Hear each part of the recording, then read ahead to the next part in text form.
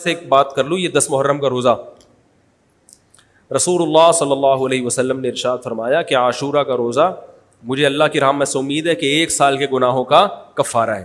تو بڑی فضیلت ہے. رمضان کے بعد سب سے زیادہ فضیلت عاشورہ کے روزے کی ہے, 10 محرم کا روزہ. سمجھ رہے ہیں؟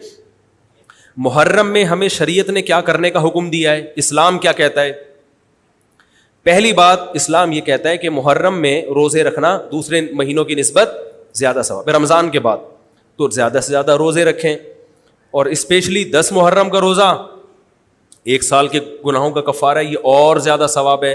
پورے محرم نہیں رکھے جاتے تو کیا کرنا ہے, 10 محرم کا رکھنا ہے. حدیث میں آتا ہے کہ آپ نے حکم دیا 2 روزے ملا کے رکھو, کیونکہ یہودی جو تھے وہ 1 روزہ رکھتے تھے, صحیح ہے نا. تو یہودیوں سے مشابہت سے بچنے کے لیے ہمیں حکم دیا کہ اس کے ساتھ ایک اور روزہ ملائیں. تو علماء یہ کہتے ہیں کہ آج کل یہودی 10 محرم کا روزہ نہیں رکھتے, تو اب مشابہت ختم ہو گئی ہے.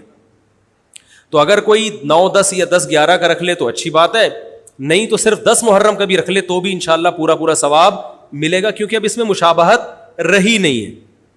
سمجھ رہے ہیں کہ نہیں سمجھ رہے؟ یہ کرنے کا کام ہے.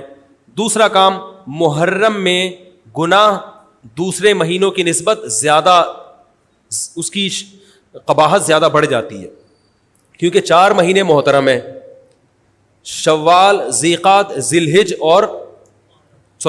ذیقعدہ, ذی الحجہ, محرم اور رجب.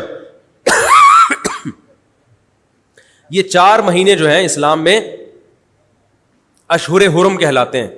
قرآن کہہ رہے ہیں فلا تظلموا فیہن انفسکم, ان میں اپنی جانوں پہ ظلم مت کرو. یہ ماتم کرنا بھی تو ظلم ہے نا اپنی جان پہ. تو اللہ نے فرمایا ان 4 مہینوں میں اپنی جان پہ ظلم مت کرو. کسی بھی طرح سے ظلم ہو, جسمانی ظلم ہو, روحانی ظلم ہو.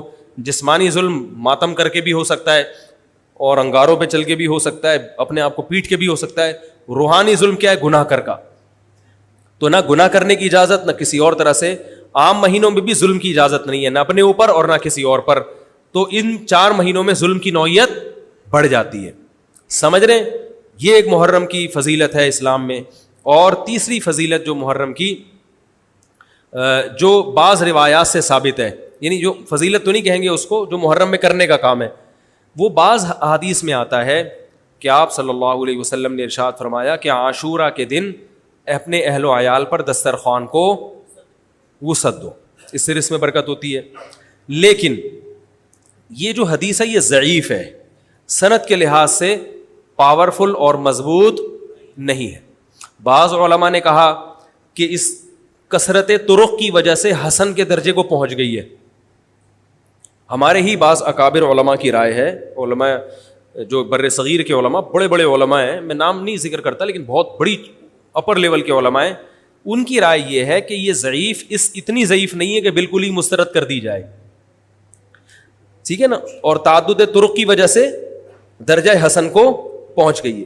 علامہ ابن تیمیہ رحمہ اللہ تعالی, جن کو سعودی عرب میں بہت فالو کیا جاتا ہے, ان کی رائے اور سلفی علماء کی رائے, جو سعودی عرب کے العثیمین, بن باز وغیرہ تھے, ان کی رائے یہ کہ یہ حدیث بالکل صحیح نہیں ہے, اور اس کی کوئی حیثیت نہیں ہے کہ دسترخوان کو وسیع کیا جائے اور عاشورہ کے دن کھانا کھلایا جائے. سمجھ رہے کہ نہیں سمجھ رہے؟ لیکن جو دوسری طرف معتدل علماء, معتدل سے مراد میں ان کو برا نہیں کہہ رہا, لیکن وہ انہوں نے حدیث کی جو, اب اگر آپ سندوں کی تحقیق کریں گے تو اس کو بالکل من گھڑت قرار دینا درست نہیں ہے. اگر سندوں کی تحقیق کریں گے تو ایسا معلوم ہوتا ہے کہ علامہ ابن تیمیہ رحمہ اللہ تعالی, جو ہمارے لیے قابل احترام ہے, انہوں نے اس حدیث کو رد کرنے میں تھوڑا مبالغہ سے کام لیا, غلو کیا ہے. ایسا نہیں ہے کہ بالکل ہی اس کی کوئی ویلیو نہیں ہے. تو ضعیف روایتیں ہیں لیکن کثرت طرق کی وجہ سے درجہ حسن کو پہنچ گئی ہے. سمجھ رہے کہ نہیں سمجھ رہے؟ اس وجہ سے بعض علماء کی رائے, بلکہ اکثر, بلکہ جمہور کی رائے یہی ہے کہ محرم میں اگر کوئی اپنے بچوں کو جمع کر کے اچھا کھانا کھلا دیتا ہے 10 محرم کو, اور یہ حلیم شاید یہیں سے نکلا ہے, میں شاید یہیں سے نکلا ہے کہ یوں وہ اچھا کھانا ہو جائے گا, تو وہ کہتے ہیں کوئی حرج نہیں ہے. لیکن ایک بات جو دوسرے علماء کہتے ہیں, جو میری بھی سمجھ میں آتا ہے, بلکہ میں نے پہلے کہیں پڑھا تو نہیں, میرا دماغ اس طرف گیا, لیکن اس کی تائید میں علماء کے فتاوی مل گئے. دیکھو, اگر کوئی حدیث ضعیف ہو یا حسن ہو تو صرف حسن ہونا کافی نہیں ہے، یہ دیکھا جائے گا کہ یہ دوسری صحیح حدیثوں سے ٹکرا تو نہیں رہی ہے. یہ بھی ایک فقہ کا اصول ہے کہ اگر ایک کمزور چیز ہے لیکن وہ طاقتور دلیل سے ٹکرا رہی ہے تو پھر اس کمزور چیز کو بالکل رد کیا جائے گا. تو عاشورہ کے دن روزہ رکھنے کا حکم ہے، یہ بالکل بخاری مسلم کی صحیح حدیث سے ثابت ہے. اور جو کھانا کھلانے والی روایت ہے وہ اس ٹکر کی نہیں، اس کو تو ابن تیمیہ جیسے محقق نے بالکل ہی کالعدم قرار دے دیا، بعض عرب علماء نے بھی بالکل کالعدم قرار دے دیا، اگرچہ ہماری رائے ہے کہ بالکل کالعدم نہیں ہے، لیکن بہرحال اس میں محدثین کا بڑا اختلاف ہوا ہے. جبکہ روزہ رکھنے والی جو روایات ہیں وہ بالکل بے غبار ہیں، ان کو سب صحیح مانتے ہیں.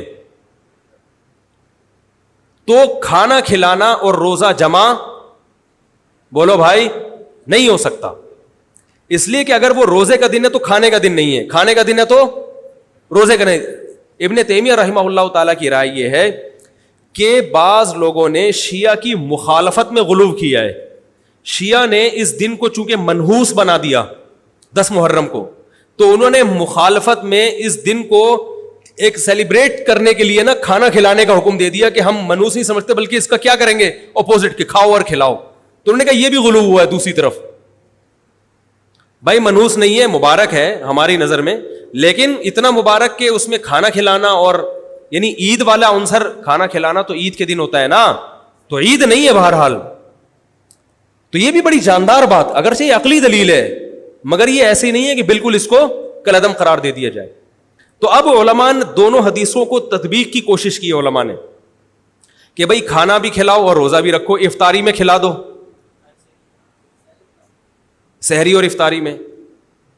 تو بات یہ ہے کہ افطاری میں اگر آپ کھلائیں گے تو وہ 11 محرم شروع ہو چکی ہوگی، وہ 10 محرم بولو بھائی نہیں رہے گی. دوسرا سحری میں جو کھلانے کا مسئلہ ہے نا، سحری میں تو سحری میں جب ہم کوئی کہتے ہیں نا فلاں دن یہ کام کرنا ہے فلاں دن، تو اس سے لغت میں جو ذہن میں متبادر ہوتا ہے نا وہ دن کا وقت ہے، وہ 3:30 پونے 4 کا وقت نہیں ہوتا. یہی وجہ ہے کہ جو لوگ اس حدیث پر عمل کرتے ہیں عاشورہ والی، وہ دن میں کھانا کھلاتے ہیں، دوپہر کے ٹائم لنچ کرتے ہیں. وہ افطاری میں تو ویسے ہی دسترخوان وسیع ہوتا ہے بھوک کی وجہ سے.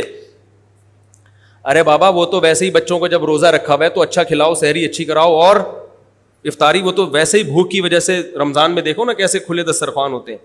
تو میں نے بڑی کوشش کی دونوں حدیثوں کو جمع کریں، لیکن تکلف کے بغیر یہ ممکن نہیں ہے. تو فقہ کا ایک اصول ہے کہ جب کوئی بے غبار صحیح حدیث ہوتی ہے اور اس سے ایک اصول ثابت ہو رہا ہے تو اس کے مقابلے میں اگر کمزور روایت آئے گی جو اس سے ٹکرا رہی ہوگی تو اس کمزور روایت کو، اگرچہ وہ موضوع من گھڑت نہیں ہے لیکن اس کمزور کو اس صحیح حدیث کی مخالفت کی وجہ سے بولو بھائی رد کر دیا جائے. اس لیے میرا نالائق کا موقف یہ ہے، میں بہت نالائق ہوں، میں اتنی بڑی بڑی باتیں کرتا نہیں ہوں، لیکن ساڑی عقلچ یہ چیز آندھی نہیں ہے کہ بھائی جو روزے کا دن ہے وہ بھوکے پیاسے رہنے کا دن ہے، وہ کھانے کھلانے کا نہیں ہے. افطاری میں تو ویسے ہی کھاؤ بھی کھلاؤ بھی. تو اور اس کا نقصان یہ بھی ہوتا ہے کہ لوگوں نے اس کھانا کھلانے کے چکر میں روزے چھوڑ دیے ہیں. سمجھ رہے ہیں، جب حلیم پکے گا تو کون روزہ رکھے گا بھائی؟ ساری رات گھوٹا لگے گا حلیم کا کہ کل دسترخوان وسیع کرنا ہے، تو پھر روزہ گیا، وہ تو تیل لینے گیا، روزہ کون رکھے گا روزہ؟ تو وہ حدیث صحیح حدیث کی بالکل اس میں ٹائٹ قسم کی مخالفت ہو رہی ہے. ٹھیک ہے نا؟ تو نالائق کی رائے، پھر بھی اگر کوئی دوسرے علماء کی رائے کو فالو کرتا ہے تو وہ کھائے بھی کھلائے بھی. میں کہتا ہوں جو مضبوط چیز ہے اس کو لینا چاہیے، جو کمزور چیز ہے اس کو چھوڑ دینا چاہیے. ہمارے حضرت مفتی رشید احمد صاحب رحمہ اللہ ایک بات کہتے تھے کہ جہاں کھانا کھلانے کی حدیث آئے گی نا وہاں مسلمان اس کو لے ہی لے گا. کھانے پینے کی جہاں بات آئے گی مسلمان کیا کرتا ہے؟ وہ کہتا ہے بھائی یہ صحیح ہے، یہ بالکل صحیح حدیث ہے. ٹھیک ہے نا؟ وہ کیا کرتا ہے؟ جن علماء کی تحقیق ہے وہ تو تحقیق سے کہہ رہے ہیں، لیکن عام پبلک کی عادت یہ ہوتی ہے کہ فتویٰ بھی اسی کا فالو کریں گے جہاں کھلانے کا تذکرہ آ رہا. تو اب ہمارے کہتے ہیں جہاں کھانا کھلانے کی بات آئی مسلمان کہتا ہے بس یہ بالکل صحیح بخاری کی طرز پر، یہ بخاری کی شرط پر یہ حدیث. تو بھائی بھوکا رہنا عبادت ہے، بھوکا رہنا سنت ہے. بچوں کو تو ویسے ہی کھلاؤ، عاشورہ ہو یا نہیں ہو، اور سحری افطاری کرا دو، اچھی سی روزہ رکھواؤ. اور جو بالکل چھوٹے بچے ہیں وہ تو ویسے ہی کھاتے ہیں. تو اس لیے، اور پھر اس کا نقصان کیا ہو رہا ہے؟ حلیم کے گھوٹے لگ رہے ہیں پوری پوری رات بیٹھ کے. اس کے الگ نقصانات ہیں، سبیلیں لگ رہی ہیں. حضرت حسین رضی اللہ تعالیٰ عنہ تو کربلا میں شدید گرمی میں بھوکے اور پیاسے اپنی جان دیتے ہیں, اور یہاں ہم کیا کر رہے ہیں, کھانا کھا رہے ہیں, دیگیں پکا رہے ہیں, شربت پی رہے ہیں. تو یہ بات عقل میں آنے والی نہیں ہے. تو عاشورہ کے دن کی مناسبت سے روزہ ہی ہے.